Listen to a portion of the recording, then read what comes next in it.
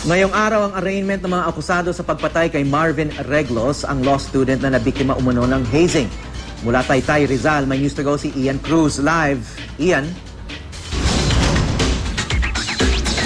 Yes, Howie, not guilty nga pinasok na plea ng mga akusado sina Eric Castillo at Boji Babiap para nga sa kasong murder in relation to anti-hazing law. Kaugnay nga sa pagkamatay ng Lambda Rho Beta Fraternity neophyte na si Marvin Reglos. Ginanap nga yung pagbasa ng sakdal sa sala ni Judge Manuel Asuncion o Miguel Asuncion ng Antipolo RTC Branch 97 sa bahaging ito ng Taytay Rizal. Sina Castillo at Yap ay nadakip ng Antipolo Police sa Onciano Medical Center kung saan nga dinala si Reglos matapos bumigay ang katawan bunga ng tinamong mga pinsala sa iba't ibang bahagi ng katawan matapos mailalim sa hazing. Habang inimbestigahan ng dalawa at ine-examine ng kanilang cellphones ay may mensahe pa sa inbox na kailangan walang makaalam tungkol sa nasabing initiation. Mula raw sa mga miyembrong sina RJ Gregana at Jofali Abdullah ang mensahe. Tumangging magbigay ng pahayag ang mga akusado.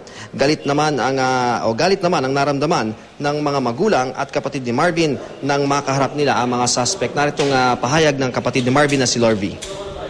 Gusto ko silang sampalin, gusto ko silang alam mo yun, hampasin ng paddle. Andyan yung magulang ko, nakikita yung pumatay sa kapatid ko, anong gagawin nyo? Siyempre, lalabang kayo. Sa susunod na Biyernes, Howie, ay di rin ginawa ng mosyon ng prosekusyon upang maibalik sa Antipolo City Jail ang mga akusado mula sa Rizal Provincial Jail. Dating na-commit sa Antipolo sina Castillo at Yap, subalit na ilipat sila sa Rizal Provincial Jail matapos hilingin ng kanilang mga abogado noong March 2. Minsan na raw kasing may nakatakas sa Rizal Provincial Jail, kagaya nga ni Rolito Go, at noong isang taon lamang ay may 5 nakatakas pa sa nasabing kulungan. 2 linggo naman mula ngayon, Howie, ay di rin ginaman ang petition for bail ng 2 akusado. Yan munang latest mula rito sa Antipolo RTC.